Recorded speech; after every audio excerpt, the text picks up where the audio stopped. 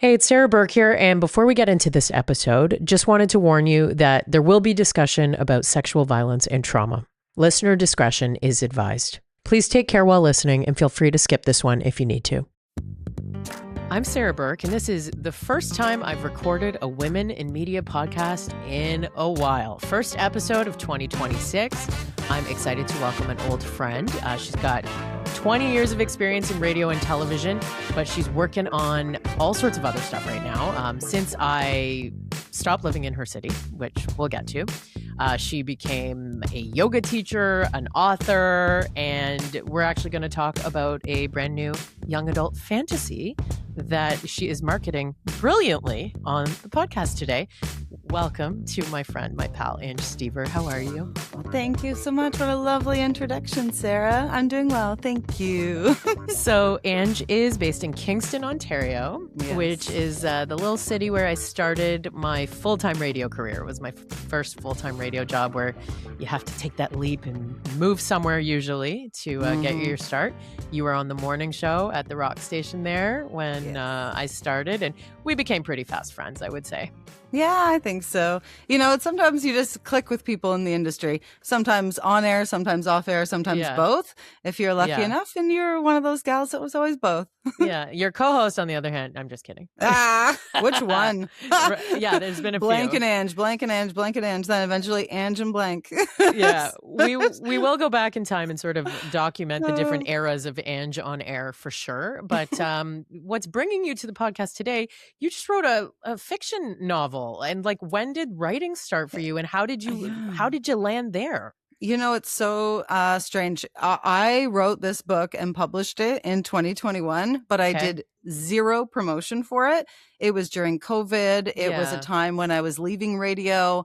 I was suffering from depression and PTSD, which is something we can talk about. And so it was one of these things that I did as a bit of a passion project, but I always knew that I wanted to put it out there. I wanted it to be big. I see it as a movie. Like, I always had big plans for this thing, but I sat on it for a long time while I was on this healing journey. And recently I just thought, you know what, now is the time. And so I started this daily TikTok video called the No Budget Book Promotion. And a lot of it actually came from when I left radio. I was really quiet for a few years and I didn't really post on social media. And it almost became a thing that seemed like it was a lot to do all of a sudden, when it can be really simple. Thing has happened to me. Yeah, right? I'm still going through it, to be honest. Well, you know what? This is what I'll tell you. One thing for me was a friend of mine gave me an idea. And as soon as she gave it to me, I was like trying to make it bigger, thinking of all these big things. And then she said, just give me your book and take a video of me in bed reading it. And so I took a video. Like, get out of your head. Yeah, like, get out of your head. Just do it. So I took the video and I showed it to my son. It was a few days before January 1st. And I said, this is cheesy, isn't it? And he's 21 years old. He's like, yeah. And I thought, you know what? That's the thing. It is. Right? That's what it is. It's cheesy. Like, it's just, it doesn't have to be this big, wild, spectacular thing. It can just be simple. And people connect with that so often, we find, right? Like, you can spend hours and hours doing something, being meticulous, trying to get it perfect. And then you throw out a 10-second blab of you in your car ranting, and it's like, million views. And now people are listening. Okay. Right? Oh yeah, thank you. But you never know. And so, like, I just found, like, just doing something that's like genuinely me, getting over the getting out of my head really about it, you know, and just saying, this doesn't have to be complicated. And so the next day I was jamming with my buddy Carl. We played, once a week, twice a week together. And I said, will you hold my book up while you're playing your guitar? Oh, yeah. And so that was video number 2. Then I was like teaching aerial yoga, and I had a girl upside down. I said, could you just videotape yourself reading this book? And so it turned into this daily thing that it's quite fun. Yeah. We're going to have to record something fun with me and you here. too. Oh, absolutely. This was what I planned for today. I didn't tell you that ahead of time, but that's the magic, right? We don't I plan. hope you sent a copy to my condo so that I can. Well, look, this is a photo. Okay. Oh, it's so nice. I'll just have to pick my phone up and film us. Oh yeah, no big deal. We'll get to that. But yeah, if you want to see the cover art, go find us on YouTube. But the book is called Conquering the Divide: The Legend of Barsecon. Barsecon. Am I saying it right? Okay, you are. Give me I have questions about the difference in preparing to write for, news or radio or a novel. But first, what is this place? Where is it set? Give us the synopsis. So it's a world that I created. And honestly, I wrote a book that I would want to read. People were like, how did you know what genre? I was like, I was told after it was. I was high on mushrooms, yo. Somebody told me. But, it was, sorry, the high on mushrooms thing just took me to a really fun time. And You're welcome. I just forgot what I was talking about. Okay, the book. Yeah. The book. Okay. So, you know what? I think that one thing that I do, because I did news for so long, right? I was always very aware of what was going on in the world. And I've always been somebody that had a lot of things going on in my life. Yet when I said I wrote a book, a lot of people were like, oh, an autobiography, eh? We get to find out. And I was like, no. But what it is kind of a mix of those things, right? Oh. It's lessons I've learned, and it's people I've met over the years have helped me create characters, because everyone, even yourself, Sarah, very distinct personalities. Am I in the book? I'm just saying that we all have very distinct personalities. I need to know more. But there, you know what? The book has a lot of there's a lot of people in it that are in relation to my life. So Seneca is the main character. It's a female in the book, but that's my son's name. Mm-hmm. And Micah is another one. There's a lot of dates that are birthdays or anniversaries or special things. People's names that have been combined together to create something Jord Castle is Jordan and Harrison after my nephews. So it's very personal to me in a way, but also it's a fun adventure novel. It's something that you can just dig into. People that read it, they write me right away and they're like, okay, when's the second one coming out? Let's go. Okay. And that's what I'm doing right now, is working on the next one. But I do a lot of different things. So what about the setting? Because I haven't read it. What about the setting? Where is it set?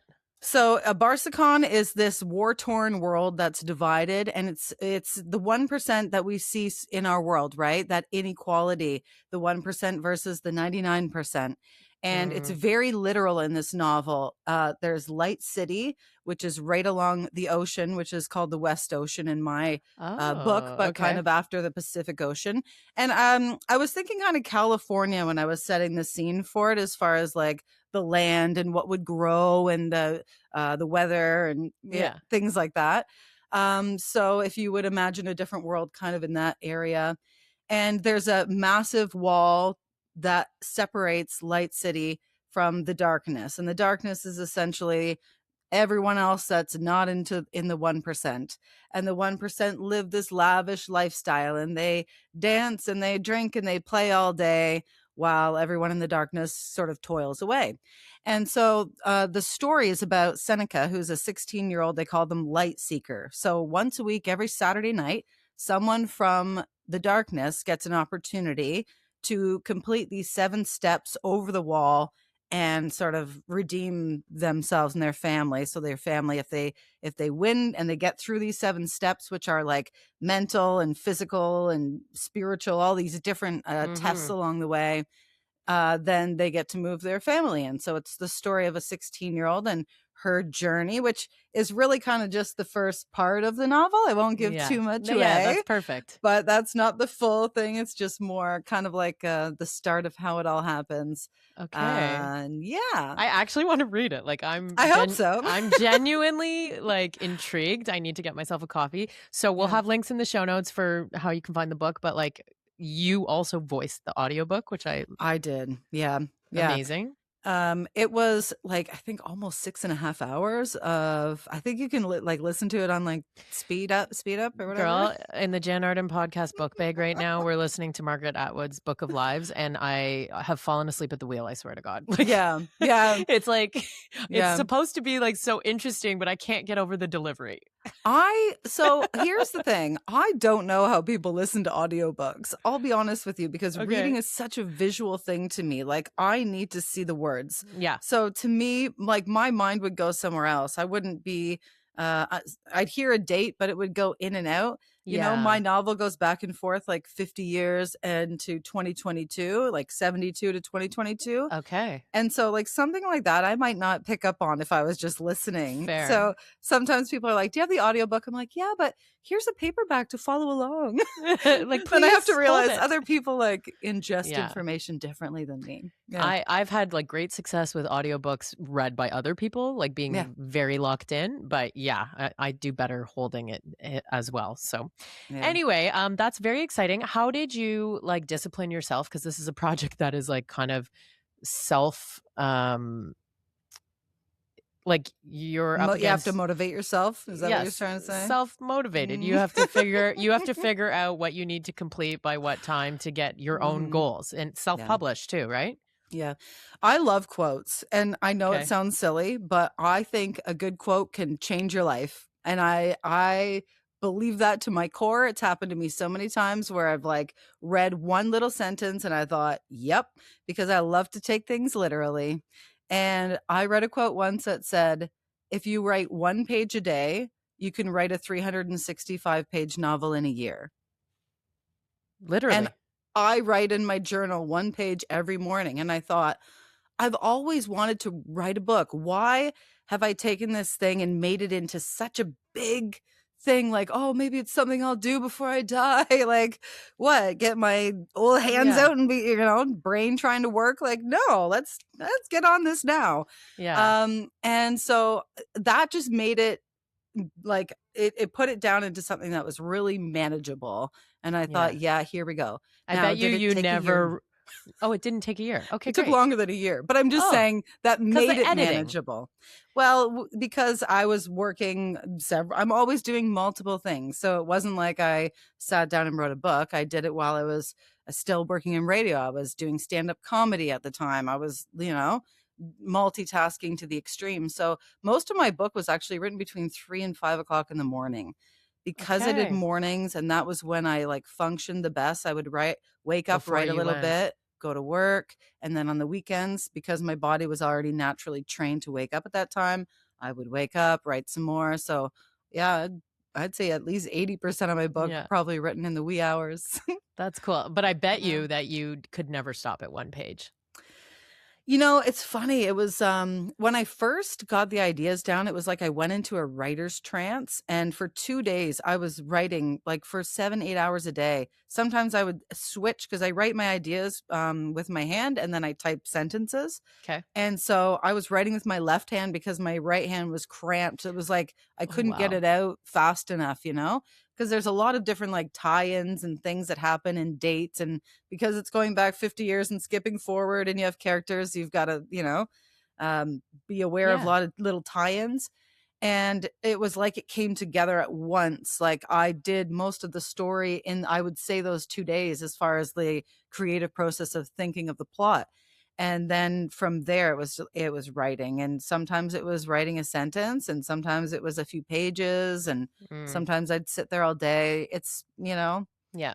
And sometimes you're writing the end of the book. Sometimes you're writing the beginning. Yeah. I have two more book questions. Yeah. Because I know that we enjoy some of the same vices. Did you prefer writing in one state versus another? Yes. Okay. Which one? This one. The one we're in right now? The one I'm in most days. Okay. Fair. Days. Got it. We're clipping this. Marking clip. That's funny. Okay. And then the last thing I wanted to know was who are the writers that you have loved? Who has inspired you to write over the years? Oh my gosh. That's Yeah. such a loaded question because there's like different people for different reasons. And eras, and yeah, But I that's would, fine. yeah, but Michael Marshall Smith is probably the first one that comes to my mind. He's Okay. a British author. He lives in California now. And I actually reached out to him on Twitter, like one of those weird fangirls does after I wrote my book. But because I was so inspired by him, it actually, in my book, he wrote a book called Only Forward, which was the first novel of his that I read. And it was kind of like this sci-fi. He later dropped the Smith from his name and just went by Michael Marshall and wrote several other novels that went on to be commercially successful. But there were kind of like cult classics from the Michael Marshall Smith era. Yeah. And Only Forward was one of these books that when I wrote it or when I read it, it it was such a good adventure novel, but it made me think. It made me think about life differently. And I thought, oh, I love that. When you can connect with someone, with the characters, you can, have one of those novels where they don't want to put it down. They just want to keep reading. Yeah. And but also make you think, make you grow as a person, make you, anytime we can think of life from a different perspective, and it's not right or wrong, and there's a lot of polarities in my novel. There's that duality that we deal with in life, the good and evil, the light and dark, the old and young, these, common themes that run throughout our life. I just feel like they're very much ingrained in my novel. And it was something that I kind of like pulled from that. So Michael Marshall Smith, check him out. And even like the timing of right now and, the divisiveness, but also like the polarity between privileged and non-privileged, right? Like, yeah. It's almost like a good time for this novel. So there's a dictator in my novel. He's got flaming red hair. His name is Walter. But Walter. Yeah, you might see some similarities in the world that we live in today. That's interesting. Yeah. Did you think twice about how you use your name, that your community in Kingston has grown to know you as like the radio person, right? So you went out and did stand-up comedy, and now you've written a book. Like, have you just gone by Ange Stever in all of these iterations of you, or did you think about it?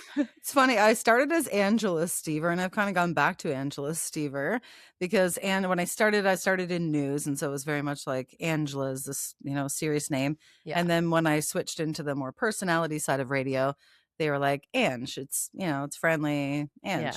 And so when I wrote the novel, I was like, I'm going to have that serious persona again, but also that's my name. Angela Stever is my name, and I will not let some old balls in radio tell me what my name is. Exactly. So I thought, no, I'm gonna throw that where it should be. Yeah. So I don't think it's too difficult for people to figure out Ange Stever and Angela Stever is the same person. No. You know how some writers, they like go by a completely different name, and then you don't find out until like 30 years later when there's like an op-ed somewhere. Anyway, I'm fascinated by all that stuff. I think it's cool. I think so. Okay, the logo that's on my book, which is right here, it was created by a friend of mine, Tim, and he read my novel, and then Tim Durkin. No, no. Sorry, that's one of our radio pals. That'd be random. Hey, Tim, you just do something. I don't know if he's a graphic artist. Anyway, sorry. Tim Snyder. Okay, His name. But he read my novel and he wrote to me and he said, he wrote me actually this beautiful message and how he created the logo based on the world. And you can see the 7 steps within it. Barsecon, if you break it down, is Bars icon. And that's literally, if you look up Bars icon, it's just these kind of, you know what I'm saying? Okay.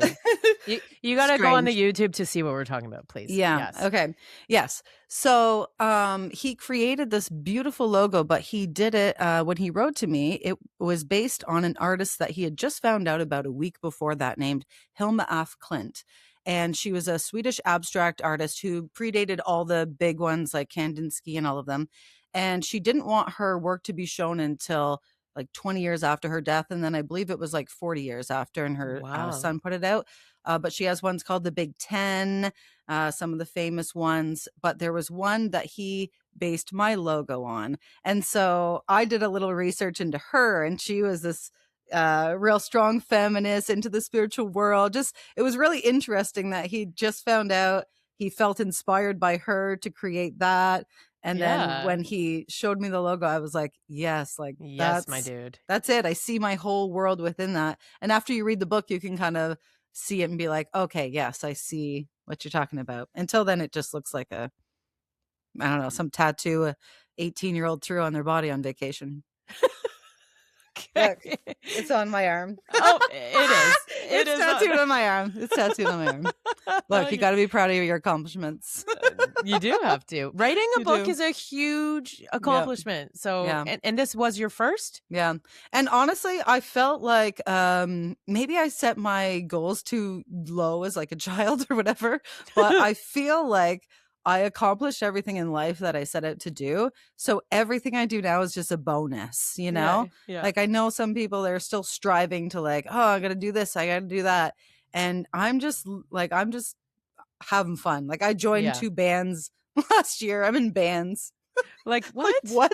Exactly. What do you play? Exactly. I play the drums. Fuck yeah, you do. Yeah, amazing. I do. Yeah. I sort of have a memory of you on someone's drums. So I feel like I did know that you were a drummer at heart. Did you have drums in your house? So I had a rock band kit. That was how I started playing with my children. Okay, yeah. Good. Which sounds like silly, but I do believe the first day I got it, I called in sick to work and was like, I'm playing rock band. What is this? I really liked it. So that was my first clue that maybe I should be a drummer. And then I just was like tinkering around. And then a couple of years ago, I bought a kit and the rest is history. Love that. Yeah. So, okay.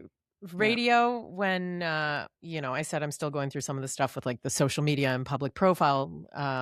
But like any chapter after anyone's radio career is a reinvention, right? Yeah, totally. So if you are comfortable to share, like a lot of people don't know, and we've talked about this before as friends, but a lot of people don't know why you disappeared from radio.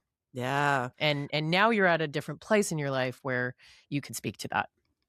Yeah. And you know what? It took a few years for me to get to that point to speak about it. Partially it was a little bit fear-based from when I left and just everything that happened and the way that it went down. But once I got over that and I put it out publicly, it was very, very healing for me. It's that whole, the truth will set you free. Definitely did for me, Yeah. And so to keep a very sad and long and tragic story, as short as possible, about 8 months before my exit from, the company that I worked for in 2021, which I was at for 20 years in Kingston, I, one of the major, are we naming names here? Cause like, I don't have a problem with it, but you do whatever you feel comfortable anyone with. that looks me up can find out where I worked for 20 years, I'm sure. But and it's the company where we met. So, I mean, do the math. Do the math. You can do the math. So, I brought up a very serious, issue that had happened to me. And within 8 months, they, packaged me out. 2 days before I accepted that package, I threatened to quit my job and share my story because I wasn't like, I was like, I don't know what else to do right now. I'm at my wit's end. I had taken like short-term leave and now it was at the point where it was like long-term. All my vacation time had been used up as I was trying to deal with this. And unfortunately it just didn't pan out very well. So what happened was back in 2013, on a Super Bowl Sunday, we were sent to a promotion in radio. Sometimes you're sent on location and occasionally that's to someone's home. But when that happens, there's a broadcast there. There's a whole bunch of staff there. The boss is there. Salespeople are there. It's a whole thing. It's a whole thing, right? It's a big production. Well, we were sent to someone's home who had not been vetted beforehand. And there was no broadcast. No one in sales was there. The manager was not there. No, we were sent as announcers with a case of beer to celebrate Super Bowl Sunday and given taxi chits to get home. So we all know the expectation. So I remember thinking to myself, like, as much as I'm like a rah, rah, rah, rah, like, I don't Angie's love, a good time. I'm a good time, right? But like, let's be friends and I trust you. And then we have a good old time. You know what I'm saying? Yeah. Or whatever. Like, I like, whatever. So I remember thinking, I've got to work the next morning. I got to be up early, right? It's Super Bowl Sunday. I still have to work Monday morning. So I'll have a beer to be that happy-go-lucky gal, but then we got a jet. So I have my beer. I was playing the drums. I was doing the thing. And then right before we're about to leave, the people who won the contest, their son and a friend said, "Oh, have a shot with us, gals," to me and another coworker. And I remember him setting it down and his sister went to grab it. And he said, no, these are for the girls, and put them in front of us. And take a shot, whatever, get me out of here. Well, then I have a few memories between leaving the house and the next morning. And the memories that I do have are horrible memories of being drugged, raped, my clothes that I was wearing being thrown in a toilet. And then later, when I eventually reported it to police, too much time had gone by. Nothing could be done about it from that standpoint.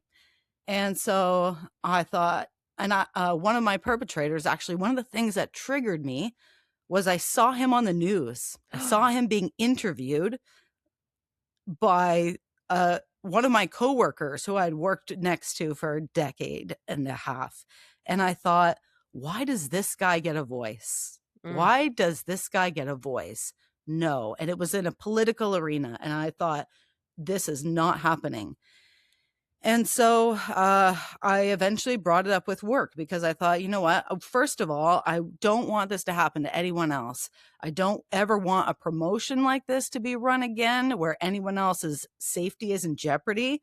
That shouldn't have happened in the first place. And I want someone to acknowledge what happened to me, you know? Yeah. How long had gone by from this happened in 2013? Is this the same year? 8 years. No, that's what I'm saying. 8 years went by. 8 years. 8 years. Now, part of that was because I was working in an environment, like, let's talk way before the Me Too movement. Women were not believed.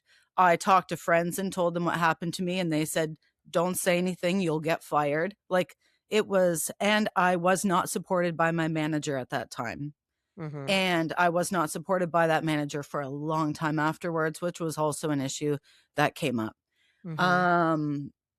That's terrible. Yeah, it's really sad. And the other part is that the union did not protect me. And I was the vice president of my local. I was in it to help the people next to me. 20 years. Right? Oh, it was disgusting. And the only reason I signed that deal and took the small package, which I'll tell you was under $45,000. So anyone who thinks I got some big, massive payout from this is wrong. And the reason I took it was because the union said, this doesn't stop you from telling your story. So she said, take a breath. So I took a breath. A year later, I call back and I say, all right, I'm feeling stronger. I'm ready. The union says, what are you talking about? You can't speak. You signed a deal. I was told about some woman who wrote a book and they came after her and sued her and da-da-da-da-da. And so long story short, I did end up filing a complaint with the Industrial Relations Board, but then that gets tossed out because it's 6 months. Like they give you 6 months, like 6 months you have from the time that you leave to file your complaint. Well, it's like they know these processes. They know how it's all going to play out. And you're dealing with, I was dealing with depression, PTSD from the situation, from holding it in for so long. And when it all came out, like it all came out. And I was saying, hey, here I am, help me. Like, I'm not to mention you're on air every day during this time. I was on air, I was talking, and you know what? I was begging the company to talk to me. And one day, Bill Welichka and I, bless his heart, we went on air because there was some Queen's University. There's a lot of misogynistic signs and things that go up around homecoming. And he wanted to come in on the radio and talk to me about it. And I said, you know what, Bill, like, let's talk about it. I would like to share my story.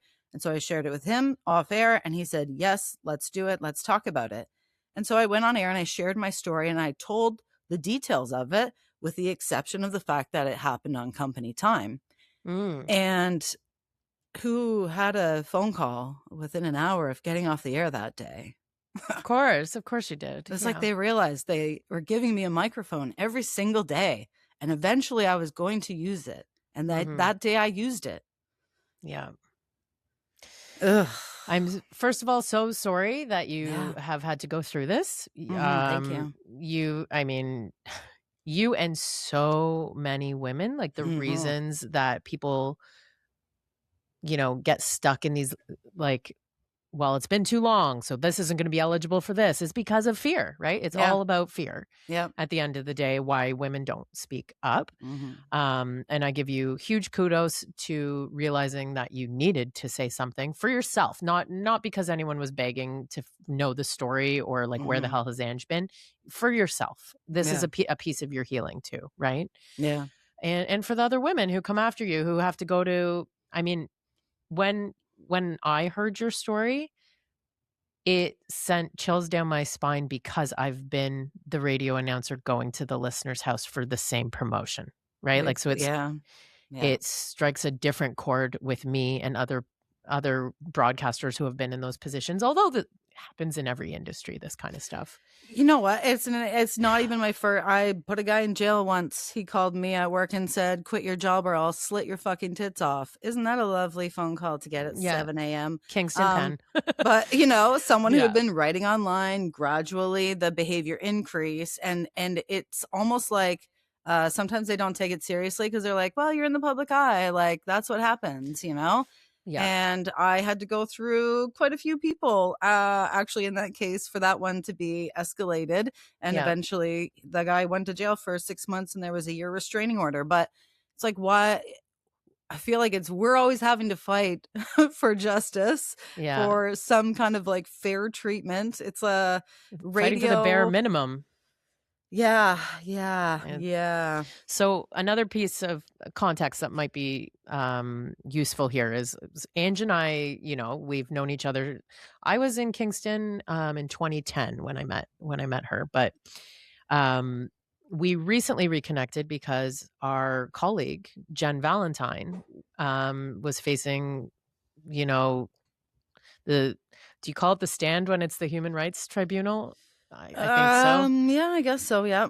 But for her situation with what had happened with the same company, and a lot of us showed up in the room for her over those 2 weeks. And there's more to come on that, actually. I think in March is when things pick up again. And I will definitely be keeping anyone interested posted on all of that as it relates to where that story goes. But yeah, like to sit in that room with people like you and other amazing women that I have worked with who have had to add these other things to their plate, that it's not just showing up to work and doing your job. It's showing up to work, being believed, fighting the depression. Like it just piles right on. So what even helped you during that time? Like, what did you do, like, for yourself? During which time? Like all of the times. Before or after? Like how did you heal? How did you heal and keep, like, I don't know how you went on air every day during that, but you know what? I had experienced so many other things in my life up until that point that made me feel like, here's another one. Oh, so sad. Yeah. I think that just, that's what it felt like at the time. And it wasn't until years later when I saw that guy on the news and I just I guess I had grown and healed enough in myself that I knew I had a little bit more self-worth, I guess you could say. And I was like, hey, wait a second, this shouldn't happen to me. This shouldn't happen to anyone. And for me, yoga has been extremely helpful. And I became a yoga teacher through this whole process. And I can't talk enough about how that's just helped me in my journey. Just breathing. I mean, a lot of times it's not even, people say, oh, it's not yoga, but like, you know, just taking the time to like take a breath or meditating, all of that is yoga.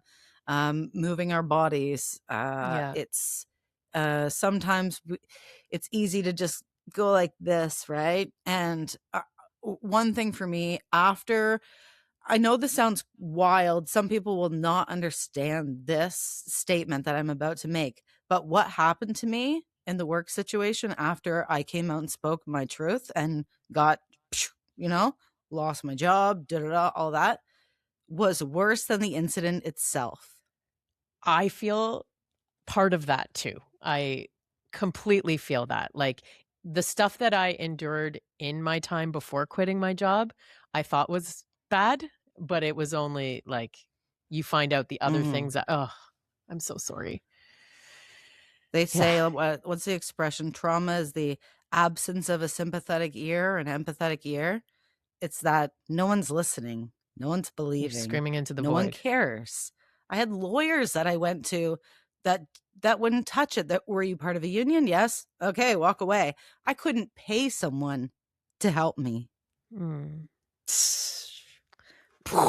Like, what? You don't want my money? Right. Yeah. And this is why, you know, like, we show. That's what I'm saying. But they know what they're up against. Yeah. Yeah. Because we speak. We tell people what's up. We let people know. Like, I had a friend who went through a work situation. I won't share her situation. Yeah. But I said to her very clearly, get some outside legal help. Don't trust that you're, oh, no. My union, my lawyers, everyone has my back. She got outside legal help, and that was what got the ball rolling. I'm not here to be like anti-union by any means. I was part of mine for a long time. And you loved it. Also, I'm going to say that they really, really effed me over in this whole situation. They were the one group of people that could have helped me. That could have helped me. On that same healing path. And I don't know, like, if this is similar for you, but I have often fantasized about what I would say to someone that I wish I said back then, or if I got the opportunity to, like. Oh, I always say it. You always say it. I love that about you. I always say it. I feel like I said. If I didn't say it, then I go back and say it. Do you ever think about what you would say now, though, to that manager who didn't give you the time of day, or that lawyer that didn't give you the time of day? Like, what would you say now? No, because I think that I don't like to, we don't dwell on the past. We learn from it. We don't worry about the future. We plan for it while remaining as present as possible, you know? And I firmly believe that. I am such a yogi, you know, but it's like, I try to live by that stuff. I have a character in my novel who's a bit of a, you know, a know-it-all type, and one of my friends was like, is that you? No, she just likes to drop nuggets of wisdom. That's but so funny. You know, you live and you learn, and that's the truth. You know, like I was a pregnant teen. My oldest son is going to be 30 next year, or later this year. Actually, we're in 2026. I'll have a 30-year-old by the end of the year. You know, I've been divorced. I have parents who are super religious, and we don't talk because of the whole queerness of me. So, you know, like, just, it's always been issue after issue after You're like, what issue. else? Yeah, what's next? Yeah, I mean, I'm not going to say bring it on. I don't want it. I like a soft life. Give me a soft life. Thank you. Yeah. So talk to me about. Buy my novel so I can write the next one. Yes, please. But talk to me about finding comedy and finding a way to laugh coming out of all this. You know what's wild? My very first comedy show happened 3 weeks after that incident. Huh. Was it planned before the incident, or you Like seeked it out? It was, yeah. Yep. No. So comedian friend of mine came in on the air to talk about a competition that was happening in town. And he always said, "Oh, you'd be a really funny stand up. I think you'd be great." And he said, "So I signed you up for the next round." And I was like, "You jerk." But I was always up for, like, oh, that'd You're be like, hilarious. double dare me. Enjoyed stand up comedy. Like, yeah. I was like, okay. I'm like, how long do I have to prepare? A month? Okay. So, yeah, that show was like at the end of February, and it was early February that the incident happened. And then at the end of the month, like weeks later, and I moved that very day. Like, I moved from one house to another and then went on stage and did a set, which is actually still on YouTube. It's so embarrassing. Okay. We will not link to that in the show notes. Yeah, no, probably shouldn't. It's actually, you know what? I watched it recently and I was like, that's actually pretty good for a first time. That wasn't too bad. Okay. But what happened was I only intended to do it once, but it was a competition and I made it through to the finale, and I lost in the finale, but it was like enough to give me the itch to keep going. Yeah. Cool. 10 years later. No, that's really cool. Okay. Did you ever, I don't think in seeing you in action, like that you were ever nervous, but did you ever have nerves for news or radio? And how was that with comedy? Oh my gosh. Yeah. So my nerves would be like a little bit of a shaky voice, Oh yeah. You could like hear the little like but I feel like it's always before I go on stage, and that once I get out there and a couple of sentences in, then everything's fine. And in comedy, there's this thing called ones, like quick little jokes, little one-liners. They're just gonna, like, the audience is gonna get them. And so if you just come out with some ones and hit them there and you get some laughs, builds up the crowd, everyone's like into it, and then you can settle into some jokes and some stories and whatever. I when I think about all the different things that I do, mostly like I'm a storyteller, right? Radio, you're telling a story, whether it's something that happened to you, something that happened in your community, you're sharing news, whatever. Comedy is storytelling. Writing a story is obviously storytelling. It's just different ways to tell a story, right? And I'm really, thank you for giving me the opportunity to share mine, because I feel like sometimes it's a bit jumbled for people. They're like, what is going on with that one? And the truth is, everything's going on. So hop on board. So hop the fuck on board. No, I would have I would have loved to talk to you more about this. I closer to when it happened. But there's a respect thing too, where I'm like, I could tell you were working through your shit, and I knew we would have that conversation at some point when you were ready. But I think this Jen Valentine thing sort of like reignited all of us to get like fucking mad again. And it's like these things, you can push them. Absolutely. You can push them away and continue living your life and like dismiss it from your immediate surroundings. But when you have been treated a certain way and you see someone else going through it, it will always come back, especially for us women in broadcasting. Yeah. So I would like to say I'm so proud of Jen too. Like, amazing what she's done. And it's not easy to come forward and put all of the stuff out there and then have other people come back at you. And, and it's like, you want to put it in your past. I feel like that all the time. I'm like, oh, I just want that to be my past. I don't want that to be my story or something that's like, oh, that's that girl that was, that happened to, like, but you do it for other people, you do it in hopes that things will change for the better. Yeah. I mean, at least that company doesn't have a lot left. It's not standing on much. So there's that. That's all I can say. It's not. You know what? Yeah. What goes around comes around. Oh, karma. So what would you like people to know about what's coming up with the book and anything else you're working on? Okay. Oh, gosh. Okay. So, I have lots of stuff going on. If you're in Kingston, you can find me at the Broom Factory a couple times this month. On January 25th, my band is playing a show. That's so exciting. What's the band called? Hag. Okay. Just Hag. You probably know everyone in it. Megan Hamilton, you know Megan. Oh, yes. Megan is part of Women in Media Network with her Embracing Enchantment podcast. I completely forgot about that. Yes. Yep. And Moira and Dee, she's in a band called 47 Teeth here in town. So it's kind of like a couple of us gals that are used to doing our own thing coming together. I don't want to call us a super group, but we're a super group. Yeah. That's completely fair at this point. Okay.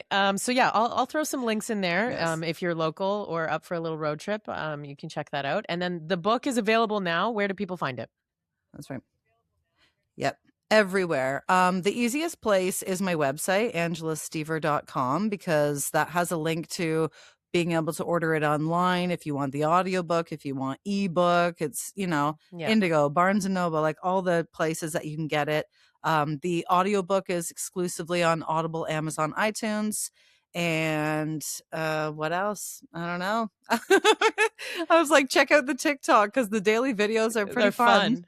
So the last question that I always put out on the Women in Media podcast, tell me about a couple women who inspire you, who you think should come on this podcast and tell their stories. Oh my gosh. That's a big question. One or two. You know what? Okay, hold on. Is it women in media? Are they specifically people in media, or some just sort of a media profile is good? Because my bestie Abby is probably one of the most interesting people that I know personally, and we're talking like showgirl.